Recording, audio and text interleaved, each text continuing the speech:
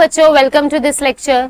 बच्चों, इस लेक्चर में आज हम एक बहुत ही छोटा सा टॉपिक कवर करने वाले हैं। बहुत ही इंपॉर्टेंट टॉपिक है कि हमारी जो ग्रेविटेशनल फोर्स होती है उसको प्रूव कई बार आपसे पूछ लिया जाता है कि आप प्रूव करिए कि वो कंजर्वेटिव फोर्स है।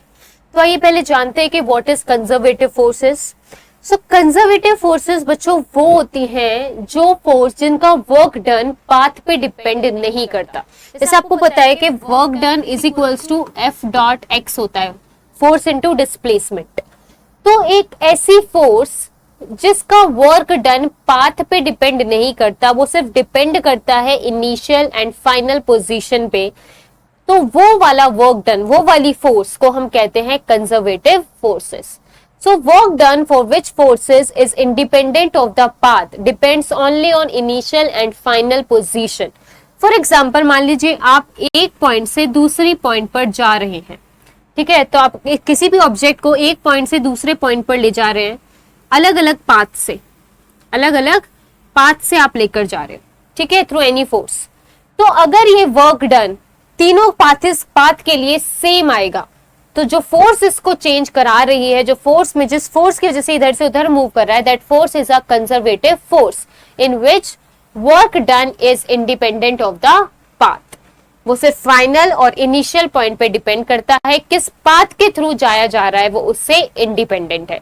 तो ऐसी फोर्सेस को बोलते हैं कंजर्वेटिव फोर्सेस, ठीक है, जिनका वर्क डन इंडिपेंडेंट होता है पाथ से। तो हमें इसी का ये चीज प्रूव करनी है कि जो ग्रेविटेशनल फोर्स है दैट इज कंजर्वेटिव फोर्स। मतलब क्या है, अब हम क्या करेंगे, इसको कैसे प्रूव करेंगे।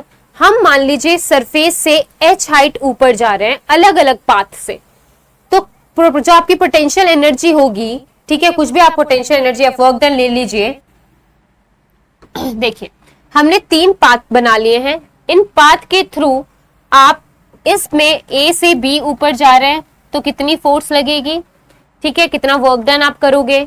आप C से A पर जा रहे हैं, इस पाथ से जा रहे हैं, इतनी ही हाइट H पर जा रहे हैं, और आप इस पाथ के थ्रू जा रहे हैं A B C D E F and G, ठीक है। हम इस पाथ से 3 अलग अलग पाथ से जा रहे हैं, तीनों अलग अलग पाथ के लिए आप ग्रेविटेशनल फोर्स लेंगे, ठीक है, वर्क डन निकालेंगे, और वो वर्क डन अगर तीनों ही पाथ के लिए इक्वल आ जाता है तो हमारा प्रूफ हो जाएगा कि gravitational force is a conservative force, कि वो पाथ पे डिपेंड नहीं कर रही है, वो डिपेंड कर रही है कि आप उसे कितनी हाइट पर, मतलब ये इनिशियल पॉइंट और फाइनल पॉइंट पर डिपेंड करते हैं कि कितने हाइट पर आप उसे लेकर जा रहे हैं।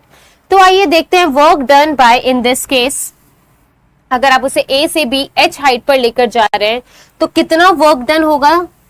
तो work done by the gravitational force कितनी हो जाएगी ग्रेविटेशनल फोर्स। मान लीजिए कोई भी ऑब्जेक्ट m मास का है तो mg, नीचे मास ग्रेविटेशनल फोर्स कितनी लगती है m इंटू जी, और कितना डिस्प्लेसमेंट करा रहे हैं आप इसे h हाइट तक। तो h हाइट तक अगर आप A से B पर जा रहे हैं किसी भी बॉडी ऑफ मास m को लेकर, तो कितना वर्क डन हो जाएगा, mgh हो जाएगा। कितना वर्क डन हो जाएगा, mgh, क्योंकि वर्क डन क्या है, mg, ठीक है। फोर्स कितनी लग रही है gravitational force, m into g, acceleration due to gravity and into height. तो इस पाथ से अगर आप जा रहे हो तो आपका वर्क डन आ जाएगा mgh। अब आ जाइए आप इस पाथ से जा रहे हैं from C to A, h height तक जा रहे हैं C टू A। मान लीजिए कोई भी मास है आपका m मास, ठीक है, ये हमारा कोई भी मास है, आप इस पाथ से अब जा रहे हैं, इसकी ज्योमेट्री पूरी कीजिए। तो mg लगेगा डाउनवर्ड, mg हमेशा डाउनवर्ड लगता है, तो mg लग गया आपका डाउनवर्ड, ठीक है। मान लीजिए ये एंगल आपका थीटा है, ओके, तो ये वाला एंगल भी हमारा थीटा होता है, या पुरानी क्लासेस में देख सकते हैं। सो ये हो जाएगा आपका mg cos थीटा, और परपेंडिकुलर डायरेक्शन में रिजॉल्व करोगे तो हो जाएगा mg sin थीटा। देखिए हमने कुछ नहीं किया, सिर्फ mg को ब्रेक किया है 2 कंपोनेंट्स में, mg cos थीटा और परपेंडिकुलर डायरेक्शन में mg sin थीटा। तो कितनी फोर्स लगेगी पोटेंशियल की वजह से, कितनी ग्रेविटेशनल पोटेंशियल की वजह से कितनी फोर्स लगेगी, mg तो ये वाली फोर्स आपको ऊपर लगानी पड़ेगी, इतनी ही फोर्स, पीछे लग रही है mg sin थीटा, तो आगे m, तो इतनी ही फोर्स लगानी पड़ेगी अगर आप इस पाथ से लेना चाहते हैं। सो फोर्स कितनी हो जाएगी, mg sin theta into what is the displacement, displacement कितना हुआ, ca इंटू ca। तो ये ca कितना हो जाएगा, देखिए इस ट्राइंगल में अगर हम ca निकालेंगे with respect to theta and with respect to h, तो आप साइन थीटा निकाल सकते हैं। साइन थीटा कितना हो जाएगा हमारे पास, sine theta is equals to perpendicular upon hypotenuse, hypotenuse is your ca, तो ca की वैल्यू आपके पास आ जाएगी h बाय साइन थीटा।